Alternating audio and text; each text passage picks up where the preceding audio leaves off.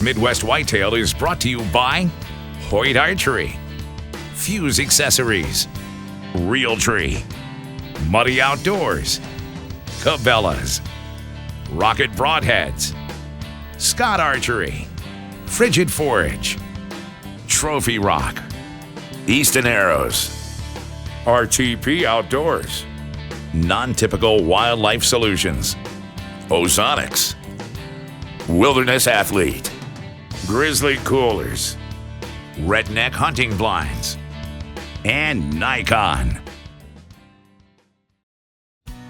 Thanks for joining me today on Midwest Whitetail. I've got a couple projects on the farm. It's a good day for it. We finally dried out enough where I can get around out here. I've got to burn part of my CRP contract. I've got some buffer strips down in this bottom that I need to burn. They call it mid-contract management. And that's not such a critical part of what we do here on Midwest Whitetail, but we do a fair amount of burning, whether it's a switchgrass burning or burning poor man plots. So I'm gonna walk through the steps of how to safely burn. This is about probably 1 acre, a little bit, maybe a little bit bigger than that, patch down this bottom. So we'll walk through that, and then I'm gonna put some minerals out. It's that time of year again to get the trophy rocks out, and I'm gonna talk about where to place those.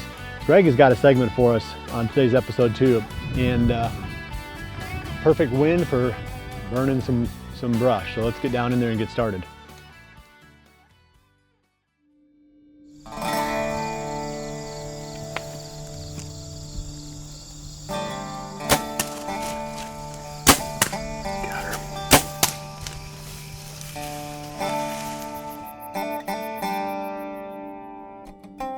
For bow hunters, making a quick, clean kill every time you release an arrow is top priority. And there's a lot that goes into that, from your equipment to knowledge of anatomy to shot selection and placement. So today I want to talk about a few tips for shot selection, where I like to aim on a deer based on the distance and situation, and a couple things I do to mentally prepare myself every time I get in a stand to make the most of when that shot opportunity does happen.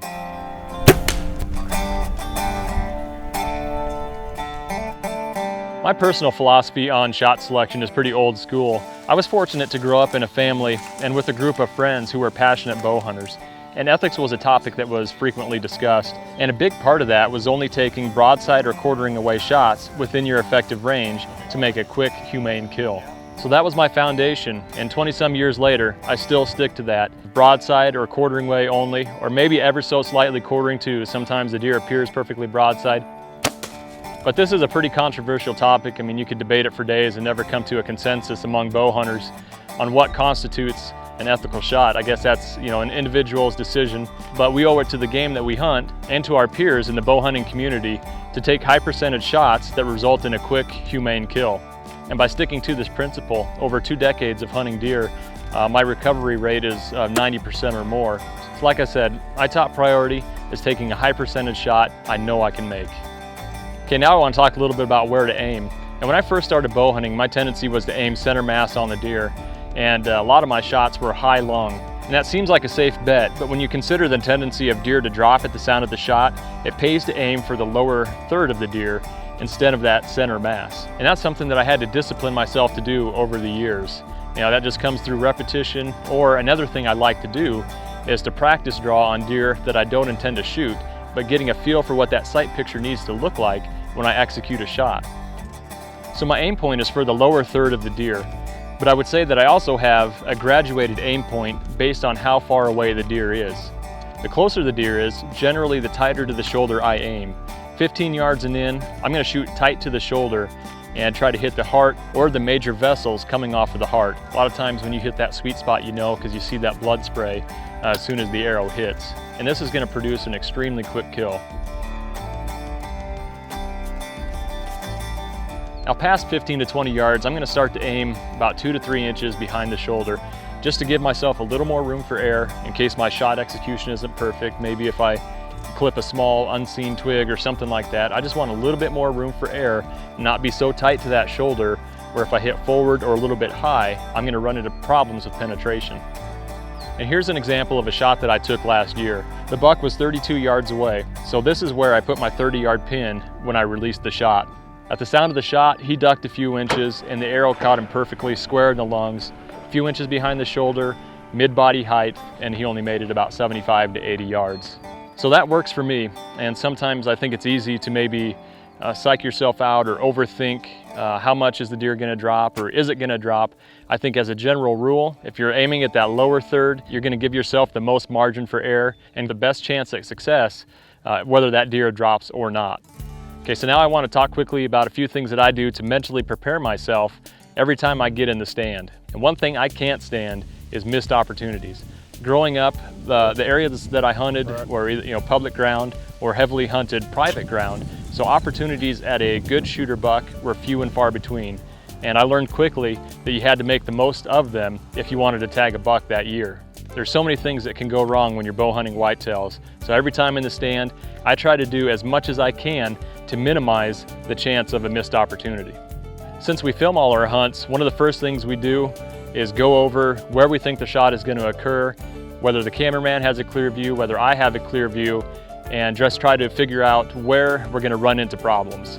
So even if you don't film your own hunts, trying to figure out what those potential problems are going to be can go a long ways in helping you be more successful. I try to envision if a deer comes from a certain direction, when am I going to draw? Is there an opening? Where is the shot going to happen? And also by drawing back and maneuvering around in the tree, you'll figure out if there's any branches that are in the way that your limb or your cams may hit that may cause an errant shot. So anything I can figure out beforehand that may be a potential problem, I try to either eliminate or be very aware of it if a shot opportunity does occur. Ranging yardages ahead of time is another thing that I like to do. Again, just gives me more confidence if a quick opportunity happens. And usually I'll have ranged several objects around the stand that I can use as a reference if I don't have time to actually range that animal. But I know for myself, running through these scenarios in my head helps me to be more confident when that shot opportunity does arise. So those are a few things that have helped me over the years for bow hunting for whitetails. Like I said, top priority is to make a quick, clean kill. And like I said, we owe it to the game that we hunt and to each other as a bow hunting community to take high percentage shots. So hopefully these tips will give you something to think about. Now, as you can see, I'm standing here next to a public land sign. I'm gonna get out and do some scouting. Turkey season is just a few days away here in Iowa. I'm gonna see if I can go locate some birds and put together a plan for opening day.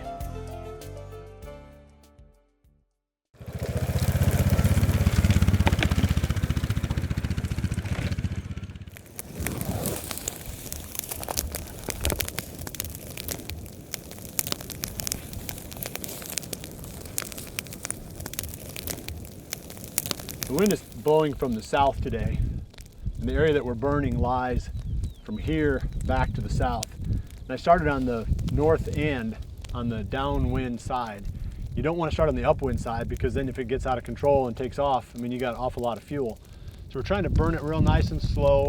We're going to try to make like a fire break almost on this far downwind side first. And then we can start burning our way in steps back through the segment. It's tempting because it's fun to watch it burn. It's tempting to start on the upwind side and just blow right through, but you can get out of control really fast. So keep a small fire under control on the downwind side and then just walk your way in sections, burning back, as you go further into the wind and burning downwind as you go. This one, we've got just enough wind that it keeps moving, and it's the grass isn't real dry. I mean, we've got some green growth in there, so as you can see, it's not burning really fast. We could kill that fire.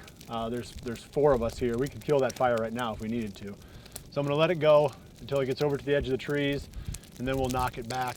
I'm not gonna start any more little blazes until we know these are under control. Then I'll move and make more little small ones burning downwind. And then, like I said, we'll start working our way into the wind.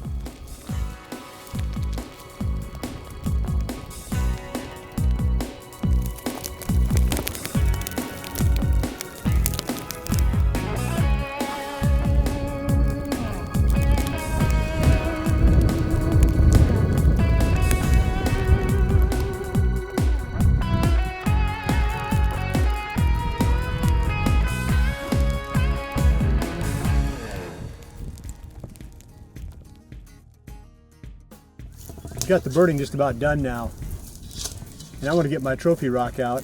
This is a spot that's, I'd call it a sanctuary. In Iowa, you can't hunt over any kind of bait or mineral or anything like that that's a non-natural attraction. You can't hunt over it, and you can't hunt the trails leading to it. There's a lot of parts of this property that are sanctuaries, places that I don't hunt. I know that I'm not going to hunt them. The main reason they're sanctuaries is because they're just so hard to get to. There's a lot of different reasons or ways to determine a sanctuary on your property. And here, I just picked the spots that are the hardest to hunt. The places where I'm either going to bump deer going in and out, or the wind swirls really bad like it does down in this valley, where once I get in there, I'm not going to be able to have one safe wind direction where I know I can keep the deer from smelling me. It's all over the place. And you can tell by watching the fire behind me. It'll go one direction for a little while, then it'll come back the other way. So that's a long way of saying that some spots are just not easily hunted, and on this farm those become sanctuaries. And those become the places where I put my mineral sites. So this is one of those spots. Now, the next step is we've isolated a big area of the farm where I know I'm not going to hunt. Now, how do you narrow it down to a smaller spot? You know exactly where am I going to put my trophy rock where it does the most good. Obviously, you want it in a place where the deer are going to find it easily. So I look for places where trails come together, whether it's near a creek crossing. I've got a creek to my right here, or right here, there's a number of trails that all neck down right on this outside bend of this creek. I'll walk you over there and show you that, but there's at least 3 or 4 trails that all close into a little gap.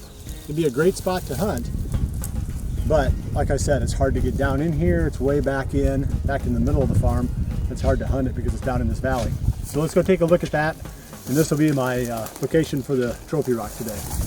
You can see one trail coming here, another trail coming in from the side, and then behind me there's actually a third one that funnels down in here too. So I'm just going to go a little ways up here. I like to set these trophy rocks on top of something. I see a bent over, broken off tree right up here. I'll just set it on top of that. There's plenty of reason for the deer to be going past this area, and here's a perfect spot to set the rock. So I'm just going to have it right in here, and obviously I'm going to unwrap it, but it's a spot where they're going to find it, they're going to utilize it, and you know, that's all I really care about. I want the nutrients available to the deer, especially during this time. When the bucks are growing their antlers and the does are lactating fawns is the most critical time. So that would be, say, spring through summer. Fall and winter, the deer don't utilize mineral as much as they do during the spring and the summer. So you want to make sure you've got it out about now. It's the early part of April, and you don't want to wait too much longer to get your minerals out.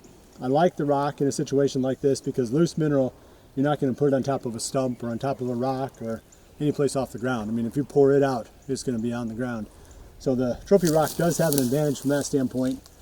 Trophy rock does also make a granulated mineral called 465.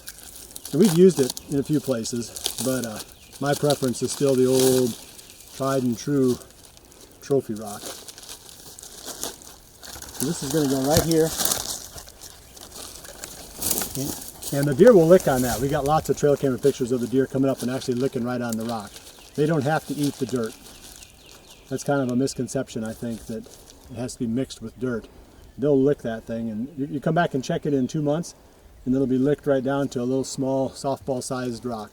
So now we're pretty much done. Looks like the fire's out back there. I don't see anybody running around on fire, so we made it through this project without anybody getting burned or anything too bad going wrong. We got to be food plotting here pretty soon. You know, it's just still a little bit too wet, but as soon as it dries down, we should have the soil temperature coming up now, up into the 50s and maybe even the lower 60s pretty soon. So we should get a quicker germination, which is the ideal time to plant. Well, that's it for this episode. I appreciate you joining me. We'll see you right back here again next week for the next episode of Midwest Whitetail. And remember to always dream big.